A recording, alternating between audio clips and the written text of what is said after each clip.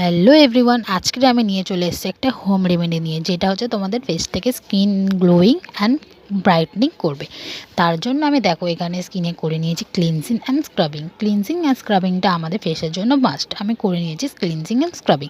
Cleansing and scrubbing করার পর আমি এখানে প্যাক রেডি করছি। দেখো প্যাক রেডি করার জন্য আমি এখানে নিয়ে নিয়েছি 1 চামচ, বড় চামচ 1 চামচ ময়দা, আর নিয়ে নিয়েছি পিওর ন্যাচারাল হোয়াইটনিং চন্দন পাউডার।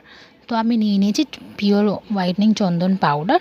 তার মধ্যে আমি দিয়ে দেবো পতঞ্জলির 1 চামচ অ্যালোভেরা জেল, দেখতে পাচ্ছ। আর মধ্যে দিয়ে দিচ্ছি ডাবর গুলাবারির গোলাপ জল। গোলাপ জলটা তোমরা না ইউজ করতে পারো, গোলাপ জলটা ইউজ করা ভালো। তো এর মধ্যে আমি দিয়ে দিলাম র মিল্ক। র মিল্কের মধ্যে রয়েছে ল্যাকটিক অ্যাসিড, যার জন্য আমাদের ফেসের একটা স্কিন হোয়াইটনিং অ্যান্ড গ্লোয়িং হয়।